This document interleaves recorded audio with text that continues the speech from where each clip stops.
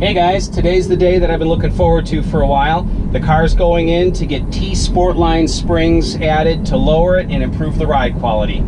Let's see how it goes.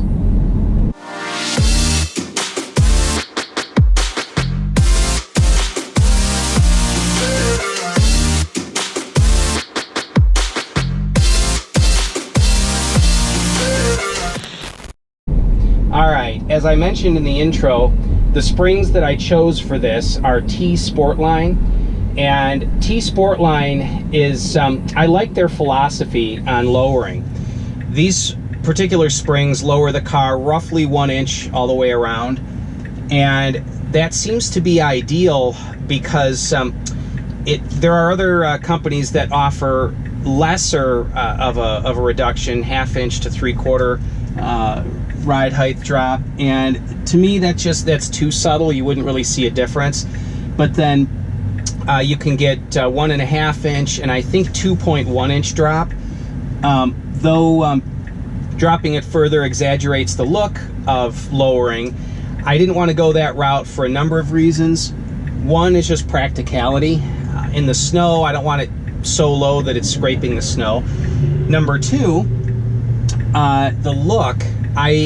I'm not into extremely garish or over-the-top modifications. I like the philosophy of Chip Foose, who said that if you can't quite tell exactly what was done, but you know something was done, then you've done your job right. Basically, he talks about building street rods and maybe chopping the top a little bit but not drastically, or channeling the body a little bit but not drastically, or eliminating an emblem or moving it or something, where only a true expert would know for sure exactly what was done to that car. But other people, all they know is it looks really classy, but they can't quite put their finger on what, you know, specifically was done. And so I really like that philosophy. So, and that's what I wanted to go for here, was that 1 inch drop that was just relatively subtle. And T-Sportline talks about the springs. Even though the car is lowered, you do get some initial increase in compliance because the rear springs are dual rate. These springs, the front springs are single rate, the rear springs are dual rate. So T-Sportline, if you want to know more about that, go onto their website, and their philosophy is multi-rate springs at the rear and single rate springs at the front to give you the ride quality that you're looking for, as far as being somewhat supple on an initial suspension compression without being harsh, being that it's lowered, but still stiffen up as the car drops down so it doesn't bottom out. And I like that philosophy. So anyway, I apologize if I repeat myself in this video or if it seems kind of spotty. Some of the videoing is done with the GoPro, some is done with my phone, some was done with a studio camera. And at this stage of me giving this intro, I'm not sure how the cuts are going to go. So yeah, I'll just patch it together the best I can, and hopefully you guys will enjoy the content. Watch all the way through to the end, and you'll see the difference from the original ride height to the lowered height. Oh, all of this work was done at Custom Classics. Custom Classics is a street rod and also auto body shop in the town of Island Lake, Illinois. I know the owner. They've done some work for me in the past, and they're a very, very good shop. I'll put a picture of their sign or one of their trailers or whatever in the video.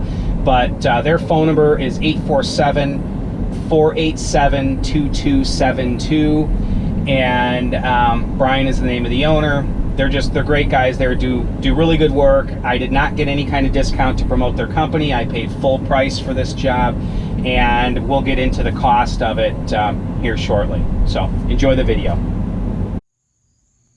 All right, guys. So here are the springs, and I already cut the tape on the box, so we'll open that up. So there's the springs laid out. These are the front springs, single rate and dual rate rear springs.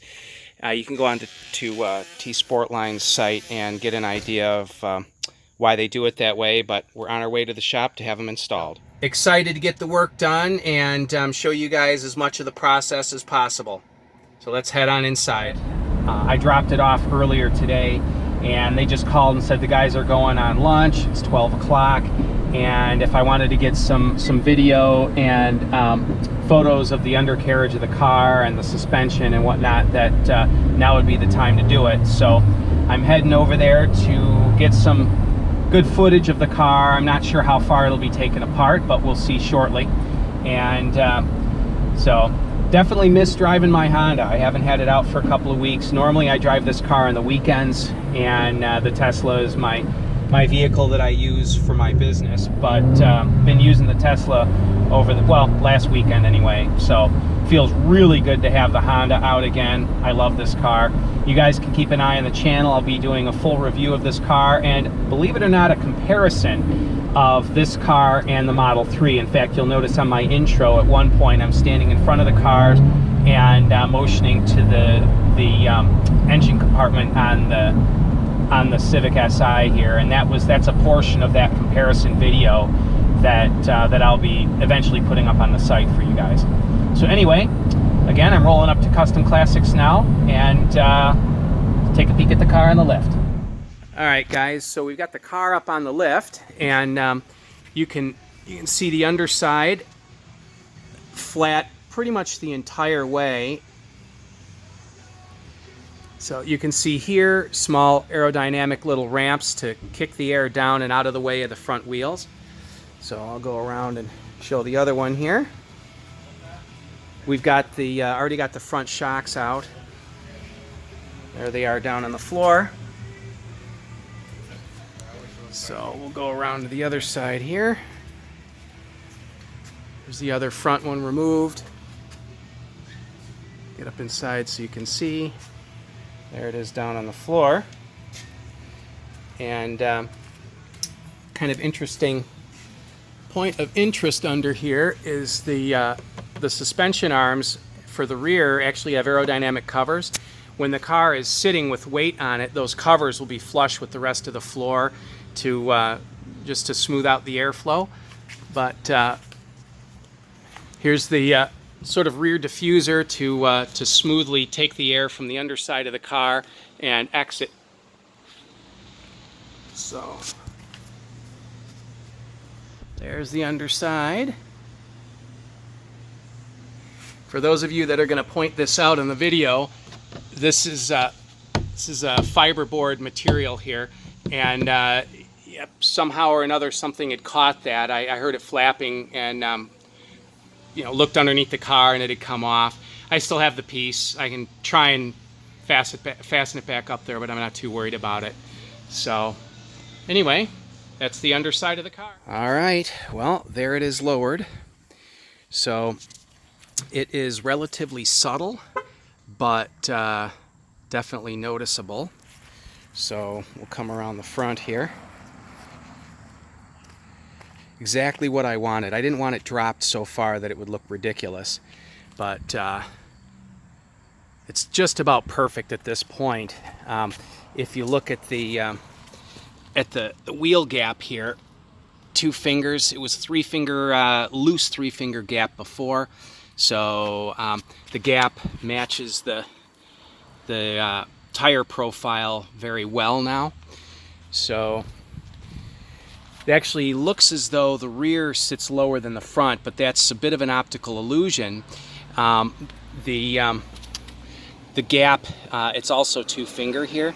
The main issue is that the back wheel hangs under the lip of the fender there, just a little bit further than the front. So it appears that the rear is lower than the front, but it's actually pretty much the same. So again, pretty nice. We'll walk around, take a look at the other side, which obviously will be the same, but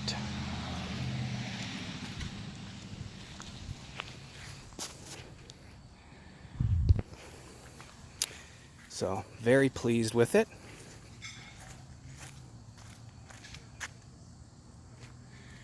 Yeah, so it is going in next Wednesday for window tint, so that'll round out the basic modifications, at least for this season.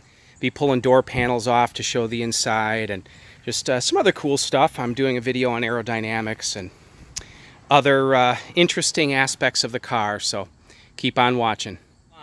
And here's the bill. So you can see here 4.4 hours, $528 total in labor. So pretty much exactly what they quoted me. Initially I was told to be roughly $500 to do. So $528 again, exactly what I was quoted. Suggests that there's a possibility it may need to be aligned, but that the drop was pretty subtle, and so they weren't sure. So I'll probably bring it into an alignment shop to at least have them check it. And so far, it's hard to say as far as the ride goes. I've only driven it home from the shop, so hard to tell on that. But I will give you guys an update after I drive it for a full day.